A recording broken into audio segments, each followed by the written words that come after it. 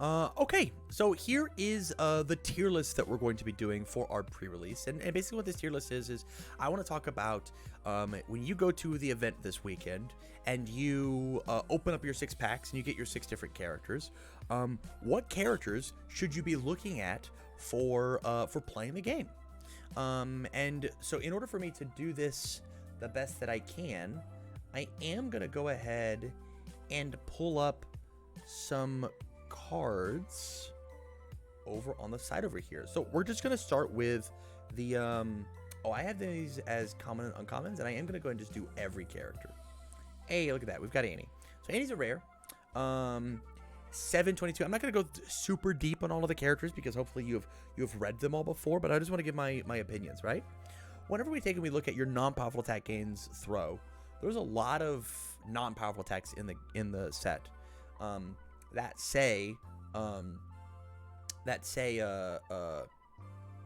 are big, huge moves that would love to wear the throw keyword. As well as building cards from the top of our deck. It's just enhance spin of momentum, build the top card of your deck. It's not once per turn. And it doesn't say my turn, your turn. It just says to build. So this card this character gets to build over and over and over again. I think that's very cool. And then on her transform side, she says after you transform her, search your deck for a backup, which is neat. You get approximately 1, maybe 2 if you're super lucky, backups inside of your 6 card pool. And then lose a health. You can try to block with a rob attack with a backup. That'll never happen in sealed. And then commit foundation to your attack gets +2 speed, +2 damage, which I think is relevant. I do think that you could run your entire pre-release with just playing Annie as a 7 hand size throw character, and for that reason, I think that this character is pretty great for sealed. I'm down for great sealed play. I do think the backside is better pool good because we do need enough resources in order to make your commit this attack gets +2/+2 worth it. Because I felt whenever I was playing in the world premiere that if I committed too many foundations, I just exploded on the back end, and we just don't have the health to survive that. We've only got 22. So there's that. Next we've got Armin. If there's an attack in your card pool, look at the top card of your deck. Pretty good. And then he hands once per turn, add a foundation from your hand to your stage, build the top card of from your stage to your hand, build the top card of your deck. I mean, this card's just great. The character's just good. Free information is never bad. It's just rock solid. It's quality. Yeah. Up next we have the Bearded Titan. So the Bearded Titan is really interesting in your sealed idea. This character technically has the most health out of anybody in the entire set. And so if you're looking to play a 6 hand size big health character and you didn't pull Bertolt, then you could play this character. But I'm going to recommend that you just stay away from him just because he just doesn't do anything. I want to play attacks. I want to play abilities on my card. I should want to even if it's I'm looking at Hange, right? As a 632. His ability to give extra stats is worth that extra 4 health. It just is. Up next is the Beast Titan, the secret rare of the set. I think that the Beast Titan is another character that you should just stay away from. He does not work in sealed. He was not designed. He was not made for sealed. The ability for you to draw bonus cards is very limited by what you pull. So I guess technically you put him in the better pull good, but I think over the course of an entire 3-round tournament, you're going to draw maybe 3 cards across the entire tournament. So you should just stay with the Beast Titan, put him in a sleeve, put him in your binder, show off to your friends that you got to see your character, and then move on and play a good game. Good fun game. Bertolt. This character is crazy. This character says after you completely block the thing, add it to your momentum. It's so good. You can stockpile momentum. There's plenty of momentum outs inside this set. This character is really postured well to be one of, if not the best character in sealed. And then on his other side, the Colossus Titan, your attacks gain stun 1, and everything gets 3 damage. And also got this crazy cool burn ability. I think this character is also really, really well situated to just be good. There's not a bad side to Bertolt. The big thing is once you flip, his moves become blockable. And so if you flip, you need to make sure that you finish your food. You got to make sure that you actually finish the match and play good. Up next, we've got the Big Mouth Titan. Enhance your turn, your attack is 2 damage, period. If you've not added any cards to your momentum this turn, add the top card of your deck to momentum. Form once per turn, discard a card, add a card from momentum to your hand. This card's crazy. This character is very, very good. Going to selectively be able to pick up cards and say that every move that I play has +2 damage, especially whenever we have access to any cards that we want, not just the Chaos or Fire cards, is very strong. This character is very, very good. This character is very, very good. Up next, we have Connie Springer. 632. Start your rival's turn. Name an attack zone. Attacks his turn. That matches the name zone. Get -2 speed. A little difficult to navigate, just because like the idea of monozone characters don't exist in this format. Because if I play, all of my attacks have matching zones. So if I play a high attack, it has a high block. If I play a mid attack, it has a mid block. If I play a low attack, it has a low block. So like the zone mixing matters, which like it just like says that like what it should do is it says that your 3 mid blocks that exist in your hand are actually 1 mid blocks, right? And so like you have to play Connie really well.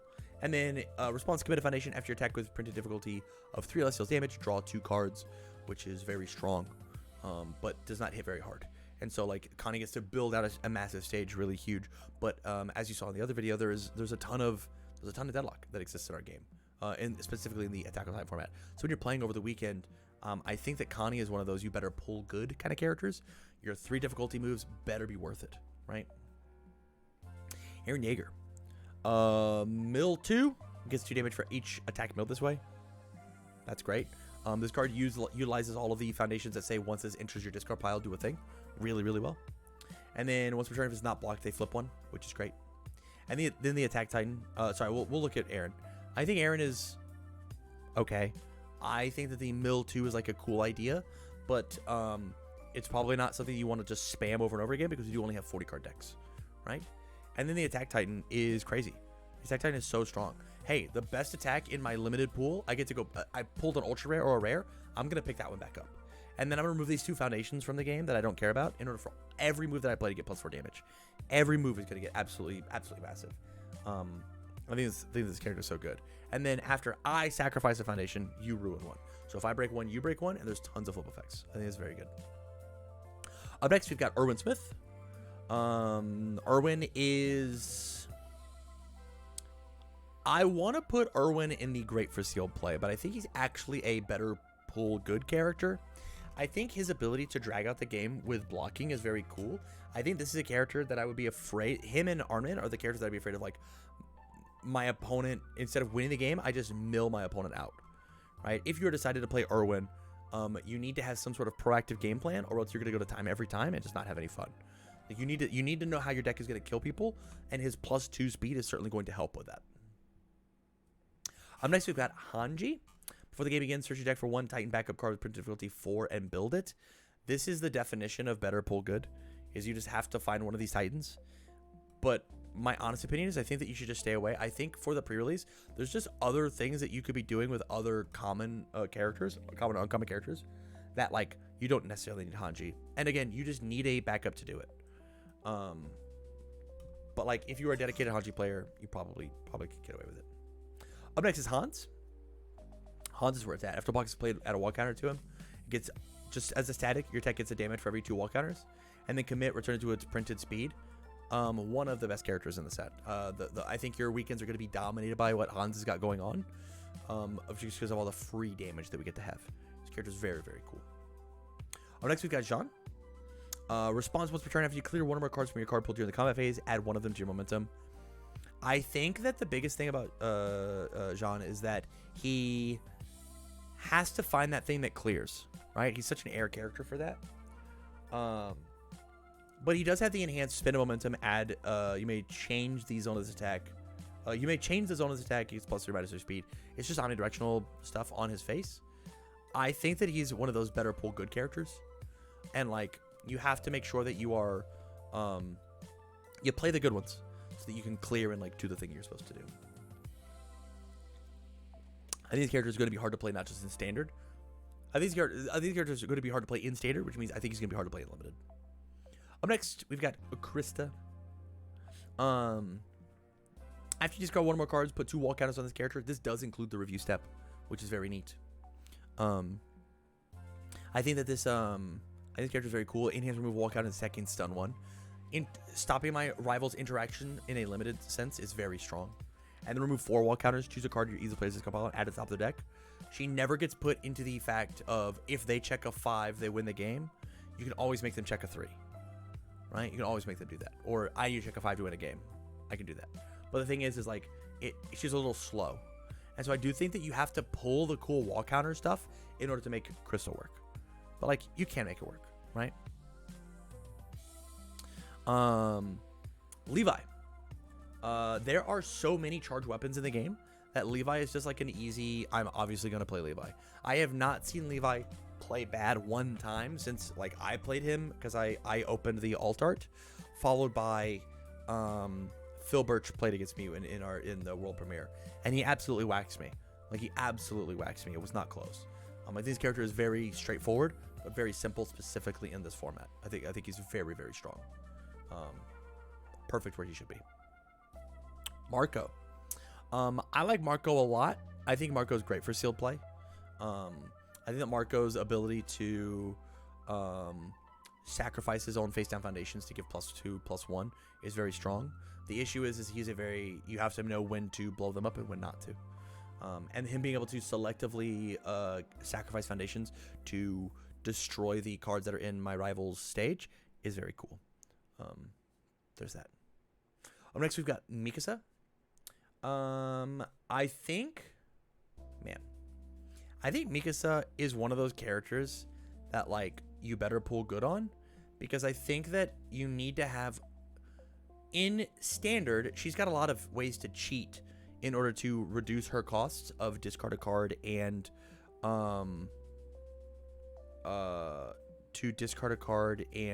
re-ready a card.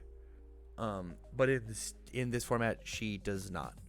And so like the committed card is actually a real cost. The discarded card is actually a good cost. And so like it's difficult. Reiner. This deck is +1 -1 damage, period. He's just a good character. If I zoom in one more time, what happens? We lose Levi. That's okay. We got Reiner here. This character's just good. And then after you sacrifice a foundation, build it face down. You've got 9 more foundations, transform him. It just says that when I break one, it doesn't break, which is like crazy. This card's so crazy.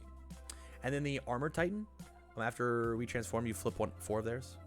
That gets 2 damage. You may commit or sacrifice a foundation if you do a ruin one. So like this character just like is so good at cracking boards. It's like not fair. And then enhance commit, spin momentum, reduces X damage to 1. I think that both of these are great for sealed play.